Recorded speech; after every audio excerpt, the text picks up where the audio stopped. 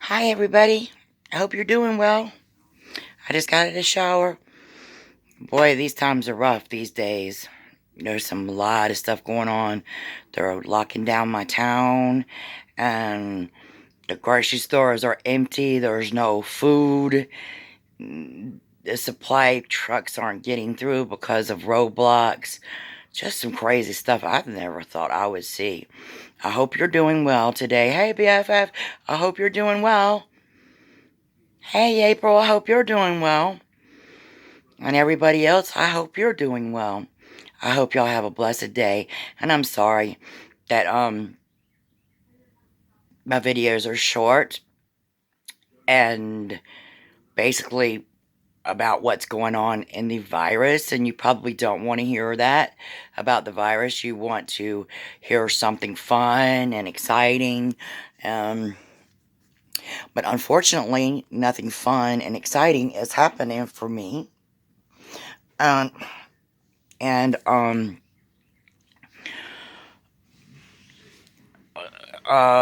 I can tell you is what's happening to me. I can't make up a story.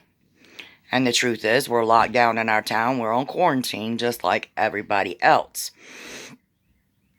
For the next 2 weeks, we will be locked down, tight as a drum.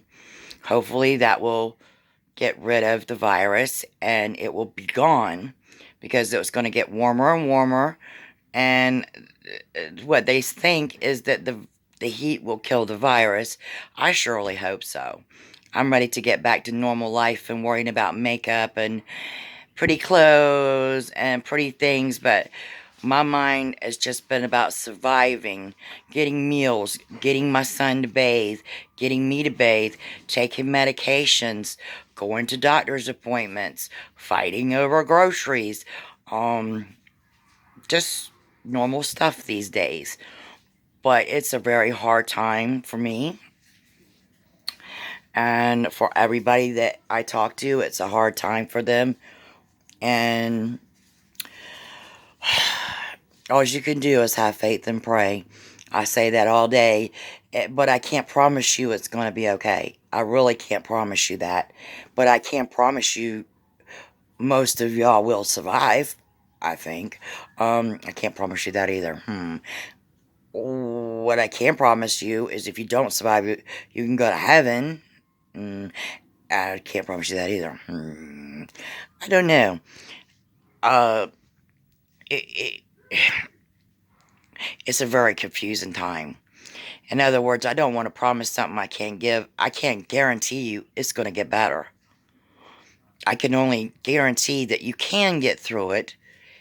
Do positive steps. Make a plan.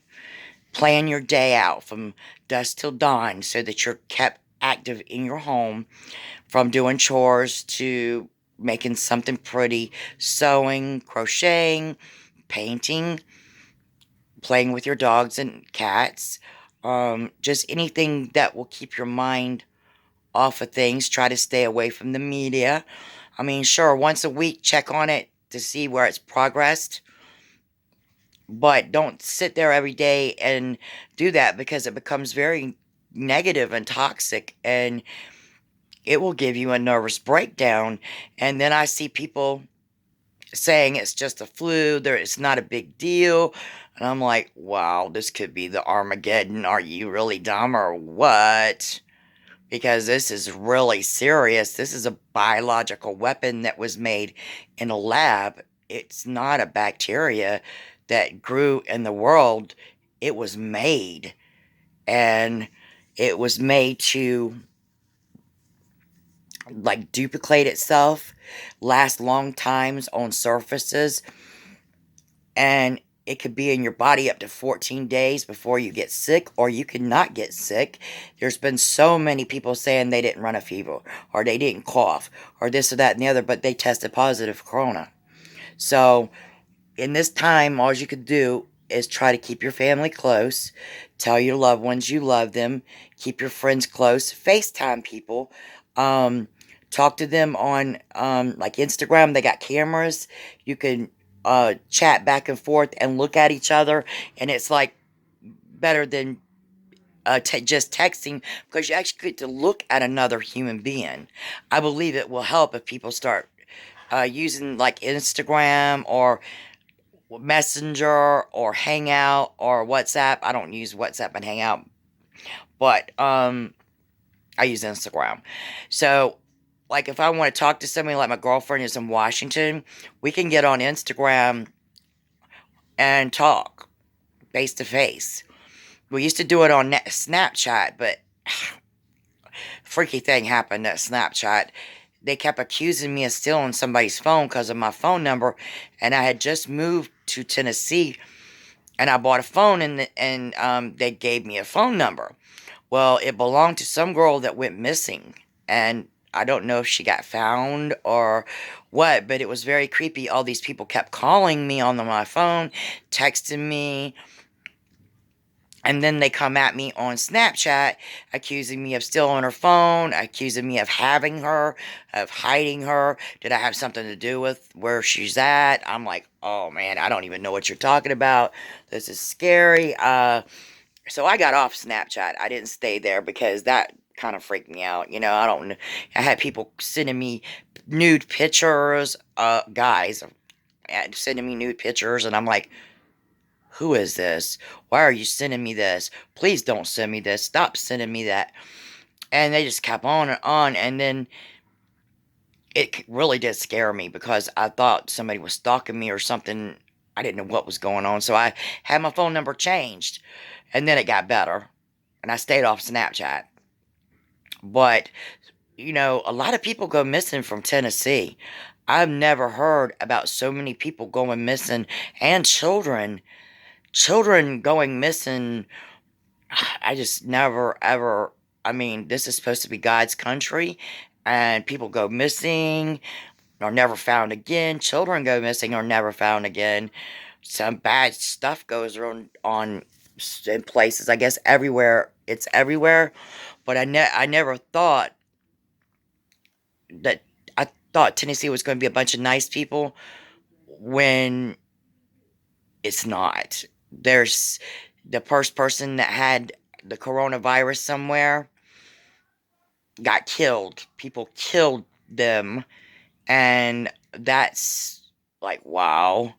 They couldn't help that they got the virus, and they couldn't help it, and somebody killed them. And it certainly didn't stop the spread of it because it's like everywhere now.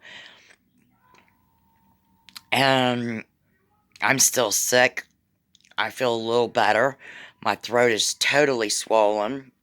I got another bite on my face. I'm still coughing. I'm still sneezing. I'm not running a fever anymore. So that's better. But I'm in pain all over. I'm achy. So I got the flu, or the virus flu, or some crap that, like, in Savannah, we call it the Savannah crud. And it's just basically a viral flu. And that's what I think I got now. And so with the coronavirus and me getting a flu and having the symptoms, I'll go in the grocery store and I'll start coughing and I can't stop coughing. And that's the only way people just run away from me. And, um, but I can't help it. I'm sick and I got to go get my food because I have nobody to help me go get my food.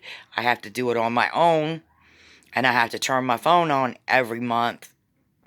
So I try to do everything tomorrow. Tomorrow is the day I go get food and pay my electric bill, pay my rent, get food, and anything else I need, my medications, my son's medications, anything else that we need for the month. I try to get it because it's so hard to get a cab here. I mean, I never ever seen anywhere that didn't have cabs that were available. I mean, you got to make a appointment to get a cab. And when they drop you off, you never know if they're going to come back and pick you up unless you set a time. And the way things are, you never know how long it's going to take you to get through the store, find the stuff, get through the store, go through the checkout. And if they come and you're not out there, they leave. Then you got to call and wait 2 hours for a ride. So it's a very scary situation with the cabs here. And now with the virus, that was just on normal days. Okay, now with the virus, I'm sure that a lot of cab companies have quit because of, you know, unless they absolutely have to work for their family and can't quit, then but here on a regular day it's hard to get a cab. So now with the virus, it's really hard to get a cab. And so, and they ain't nothing like sitting there with your groceries outside in the sun or in the rain waiting for somebody to come get you. That is the worst feeling. God, I hope they come get me. God, my food's gonna spoil. And things like that. I'm just so glad that I am blessed by God, and I'm so glad that if this is the Armageddon, that God gave us such a beautiful world to live in. And I got two beautiful sons. I got three beautiful grandchildren, two girls and one boy. And I'm hoping that this is not the Armageddon, because I have these grandchildren that I have so much hopes and dreams of them becoming somebody and doing something special, especially my little grandson, Colton. He's autistic, and I'm hoping that he could show the world that autistic people can make it, can survive, and can communicate maybe in different ways. Um, Me and him talk without saying a word. I talk and he just makes these faces, and he is just such a tall baby. I love him to death. I miss him. Since I've been sick, I ain't got to see my grandbaby. I miss him so much, and I miss my granddaughter. I miss my son. I want to hug my sons. Oh my God, this is a horrible feeling not to be able to hug your children. I never thought I would see that.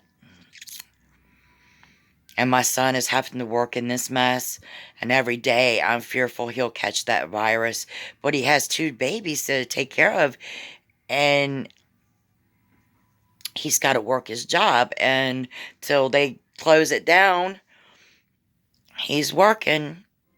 They cut him down to part-time. So now he's got half of the money. And it's just a mess. All over the world is a mess. Everybody's having so much trouble. And the depression and the sadness is in the air. And what we need to do is have positive thoughts and prayers. And if you don't pray, then you could have positive thoughts. Positive things. Send somebody a smile. Make somebody smile. FaceTime somebody. Do something nice, Everybody's having a rough time, not just you. This is a worldwide pandemic, and everybody on this earth is having a rough time in one way or the other, including the rich and the people that you think have got it made are having rough time staying locked down in their homes. Being locked down in your home is not pleasant. I mean, you would think that staying at home all the time and doing nothing would be ideal, but you get out of sync, you get out of schedule, you don't have a good feeling of accomplishment, of accomplishing things. So you got to make a schedule. You got to accomplish things, even though you ain't got to go nowhere. Even if it's paint a picture, or write a song, or write a poem, or play on Twitter, or FaceTime somebody. Just do something all the time. And if you write a schedule and you keep the schedule, it will get you more undepressed and in a better way. If you sleep all the time, depression grows. You've got to move around. The more you move around, the better you'll feel. Me, I'm limited on moving around, and because of my back. And when all this is over, I'll be having an implant in the back of my, I think, in the back of my neck, and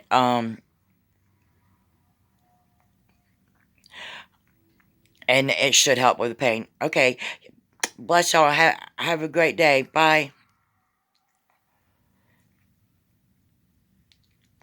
I love y'all.